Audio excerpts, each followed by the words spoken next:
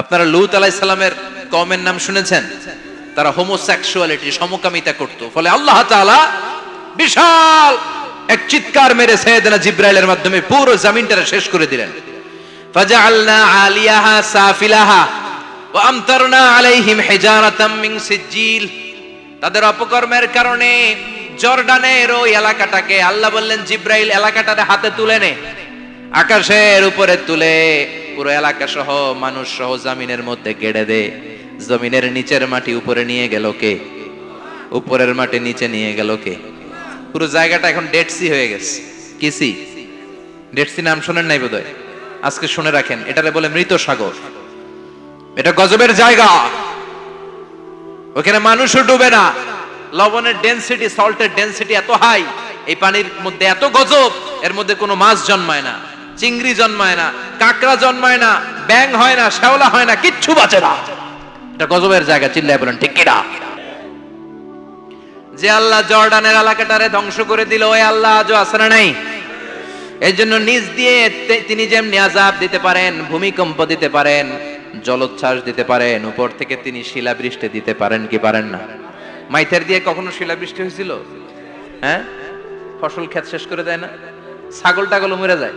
ছাগল যদি ইয়েতে থাকে ক্ষেতের মধ্যে, বড় শিলা মাথায় পড়লে শেষ, মানুষও শেষ, টিনের চালও শেষ। কথা কন। এরপরে আল্লাহ যদি উল্কা বৃষ্টি পাঠায়, উল্কা যদি পড়ে, কই যাবেন? কোথায় যাবেন আপনি? উল্কা চিনেন? মহাশূন্যে বিশাল পাথরের খণ্ড ঘর্ষণ খেয়ে পৃথিবীর ভেতরে ঢুকে যায়। এই পৃথিবীতে সবচেয়ে বড় উল্কাপিণ্ড পড়েছে সাউথ আফ্রিকা। সাউথ আফ্রিকার একটা সিটি আছে, হোবা সিটি। এই হোবা শহরে 60 মেট্রিক টন ওজনের একটা উল্কা পড়েছিল, যেখানে পড়েছে পুরো জায়গাটা বিশাল খাদ হয়ে গিয়েছে।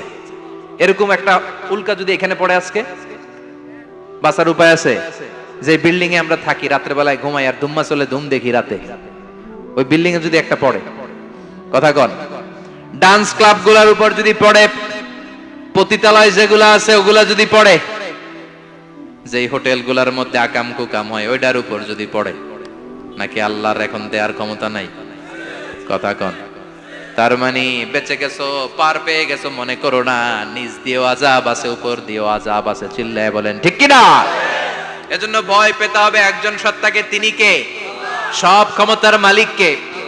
এরপর আল্লাহ বললেন, আওয়ালাম ইয়ারাউ ইলা আত-তায়রি ফাওকাহুম সাফাতিন ওয়া ইয়াকবিদনা মা ইউমসিকুহুন্না ইল্লা রাহমান ইন্নাহু বিকুল্লি শাইইন বাসীর। সুবহানাল্লাহ বলেন। আল্লাহ বলেন, তোরা নাস্তিক হস কেমন করে? মানুষ নাস্তিক হয় কেমন করে? মানুষ কি মুক্ত বিহঙ্গের দিকে নজর করে তাকায় না? আকাশে মুক্ত বিহঙ্গ নাই? বিহঙ্গ বুঝছেন তো? পাখি।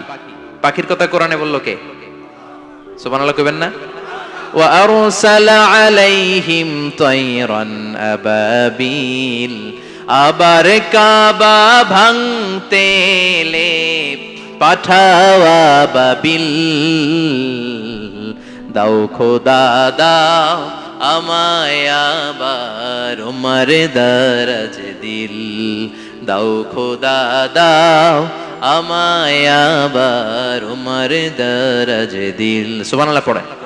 এই যে আল্লাহ বললেন ওয়া আরসালা আলাইহিম, তারপর তায়রান আবাবিল, তায়ের মানে পাখি, তায়ের মানে কি? আবার জান্নাতে যারা যাবে তাদেরকে পাখির ভুনা গোশত খাওয়াবে কে? জান্নাতে যাওয়ার সাথে সাথে প্রথমে আল্লাহ আপনাদেরকে মেহমানদারি করবে মাছের কলিজা দিয়ে। খাইবেন? মাছের কলিজার কথা শুনে জিহ্বায় পানি আসছে না কেন?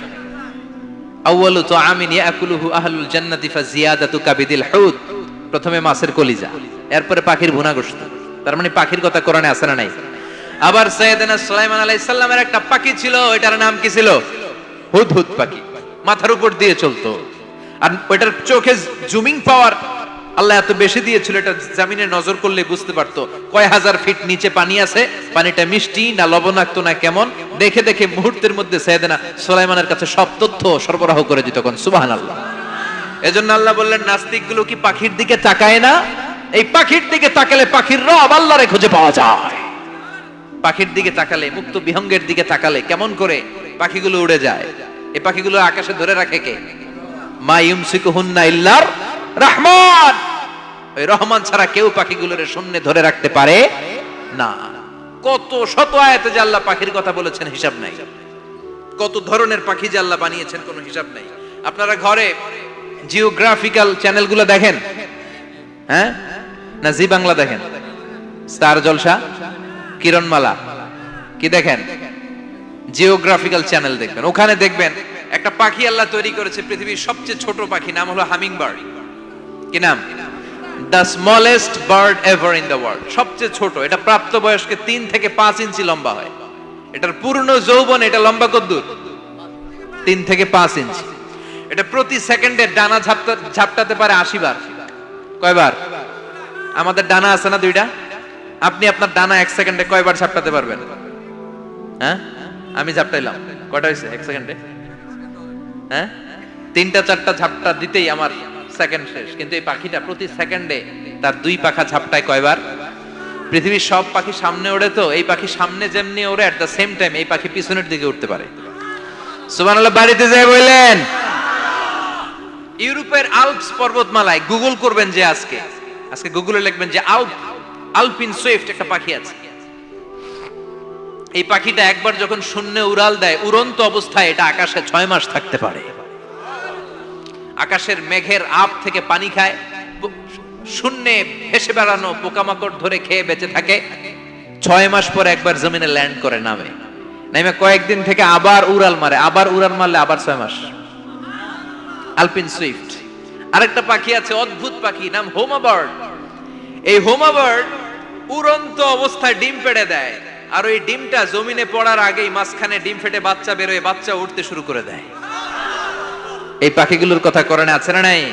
এজন্য আল্লাহ বললেন, আওয়ালাম ইয়ারাউ ইলাত তায়রি ফাওকাহুম সাফাতিন ওয়া ইয়াকবিদনা মা ইউমসিকুহুন্না ইল্লার রাহমান ইন্নাহু বিকুল্লি শাইইন বাসীর।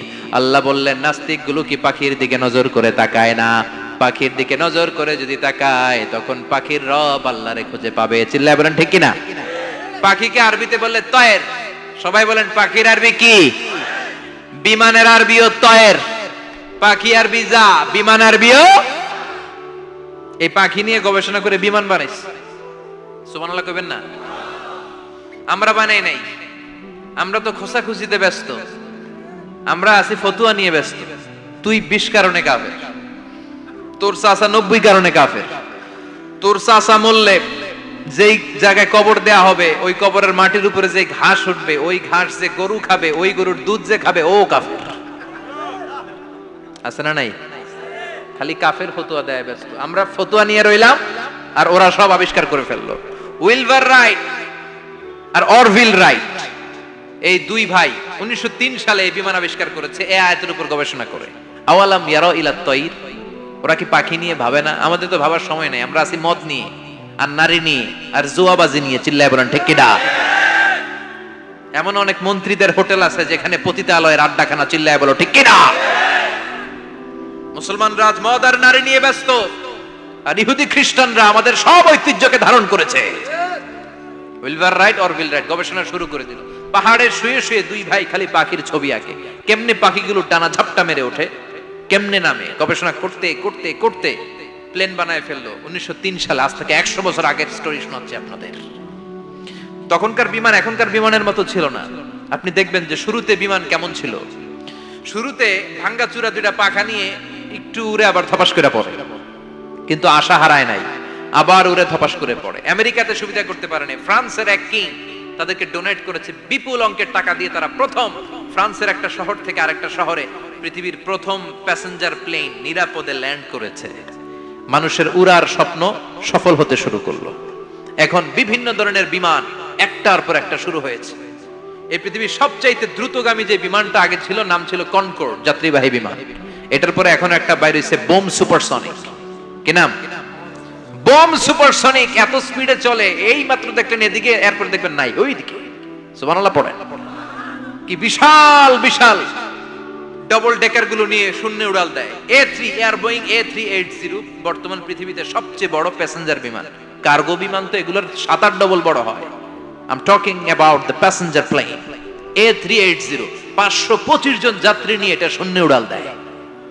525 জন যাত্রী, কেবিন ক্রু, পাইলট, বিমানের ওজন, খাবার দাবারের ওজন, ফুয়েলের ওজন, 525 জনের লাগেজ টাগেজের ওজন, এই সব নিয়ে শূন্যে উড়াল দেয়। সুবহানাল্লাহ কইবেন না? এই বিমান আবিষ্কারের আগ পর্যন্ত গোটা বিশ্বব্যাপী সব দেশে দেশে ছিল সেনাবাহিনী আর নৌবাহিনী।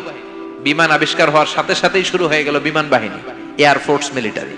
এখন বোম সুপারসনিক বানায়, এখন ড্রোন হামলা করে, এখন মিসাইল হামলা করে, এখন স্যাটেলাইট পাঠায়। আমরাও পাঠাইছি। কি নাম? Bangabandhu satellite. We launching the Bangabandhu satellite channel last year. আমরা বঙ্গবন্ধু স্যাটেলাইটও পাঠাইছি উপরে। সবকিছু পাখির উপর গবেষণা করে হয়েছে। চিৎকার করে বলেন ঠিক কি না? এজন্য আল্লাহ ডেকে বললেন, গোলাম ওরা কি পাখির দিকে তাকায় না? পাখির দিকে যদি নজর করে একটিবার তাকাতো, নাস্তিক আর নাস্তিক থাকতে পারতো না। এজন্য নাস্তিকদের জন্য সূরার ভেতরে ডোজ আছে, আই ওপেনার আছে। সর্বশেষ আল্লাহ একটা প্রশ্ন দিয়ে এই সূরাটা শেষ করলেন। প্রশ্নটা শুনবেন? শুনবেন সবাই?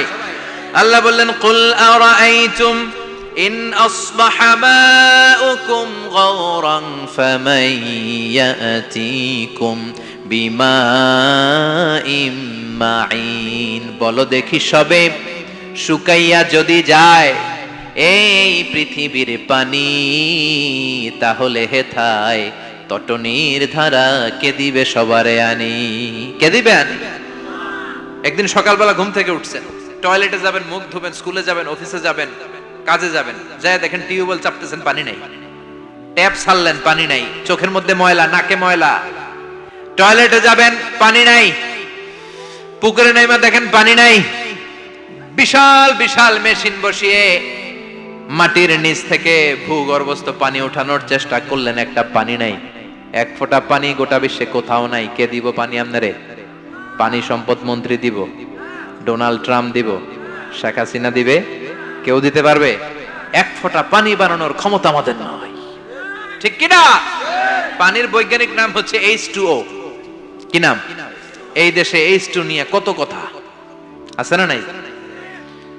হাইড্রোজেনের দুইটা মলিকিউল, অক্সিজেনের একটা মলিকিউল।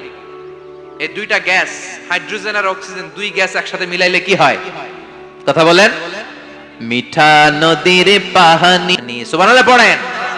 আল্লাহ বললেন, ঘুম থেকে উঠে যদি দেখো পৃথিবীর সব পানিগুলো একেবারে পৃথিবীর নিচে চলে গেছে, কোন মাধ্যম দিয়ে এক ফোঁটা পানির জোগাড় আর বন্দোবস্ত করা যায় না, কে তোদেরকে পানি এনে দিবে? কথা কন। আল্লাহ ছাড়া এক ফোঁটা পানি এনে দেওয়ার মতো ক্ষমতা কারো আছে নাকি? আবার পানি থেকে পৃথিবীর সব কিছুরে বানালো কে? ওয়াজআলনা মিনাল মাই কুল্লা শাইইন হাই আফালা ইউমিনুন। আল্লাহ বললেন, পানি থেকে গোটা বিশ্বের সব আমি বানালাম। সব জীবিত জিনিস তৈরি হয়েছে পানি থেকে। এটা কোরআনের কথা। কার কথা? আর ১৫০০ বছর পর বিজ্ঞানীরা এখন বলছে পানি থেকেই সব প্রাণ এসেছে। সুবহানাল্লাহ পড়েন। বিজ্ঞানীদের রিসার্চে এসেছে পৃথিবীর সর্বপ্রথম যে প্রাণীটার উৎপত্তি, এটার নাম নাকি অ্যামিবা। কি নাম? It's a very small unicellular organism in the world. এককোষী শৈবাল অ্যামিবা এসেছে পানি থেকে, ওদের কথা।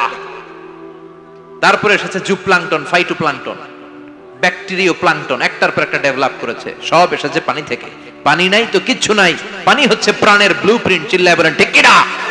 পানির মধ্যে সব প্রাণের অস্তিত্ব রেখে দিয়েছে কে? আবার ফলের মধ্যে আল্লাহ পানি দিয়ে বললেন, আন্না সাবাবনাল মাআ সাব্বা।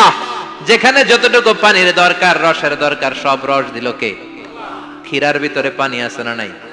কলার ভিতরে, আপেলের ভিতরে, তরমুজ, তরমুজ তো পুরাই পানি। কথা কন। ডাবের ভিতরে কে দিল? নাকি আমনে বানাইছেন? কেউ বানাতে পারে? এই পানিগুলো দিল কে? আবার আল্লাহ বললেন, মারাজাল বাহরাইনি ইয়ালতাকিয়ানি বাইনাহুমা বারযাখুল লা ইয়াবগিয়ান ফাবিআইয়ি আলাই রাব্বিকুমা তুকাযযিবান। দুই দিকে সাগর বয়ে যায়, একদিকে এলো না পানি, একদিকে মিঠা পানি, একসাথে সাগরটা বয়ে যায়, কিন্তু মাঝখানে এমন ব্লকেজ, একটার পানি আর একটার সাথে মিশে না, আটকায় রাখলো কে? দেখছেন আপনারা কোথাও এটা? কই দেখছিলেন? গোয়ালন্দ, বুড়িগঙ্গার এখানে একসাথে পানি বয়ে যায়, এই জায়গায় পানি এই জায়গায় পানি মিলে না। মিশে না। দাউদকান্দির এখানেও আছে, মিশে না। এর কারণ এই পাশের পানি এটা ডেনসিটি হাই, বেশি ঘন, এটা ডেনসিটি লো, এটা পাতলা। এটা টেম্পারেচার হাই, এটা টেম্পারেচার কম। এটা লবণ বেশি, এটা লবণ কম। দুইটা দুই পানি একসাথে বয়ে যায়, একটার সাথে আরেকটা মিশে না। এই কারিগরটা কে? চিল্লায় বলতে হবে কে? সেজন্য আল্লাহ বললেন, গোলাম পানি দিয়ে আমি বানালাম, পানি ছাড়া বাঁচবি না। এজন্য সব জায়গায় পানির ব্যবস্থা করে দিয়েছে কে? আবার বেশি পানি হলেও মরার ব্যবস্থা আছে না নাই? সাইয়েদনা নূহ আলাইহিস সালামের কওমকে বন্যা দিয়ে ধ্বংস করেছে কে? এজন্য পানি চাইবো কার কাছে?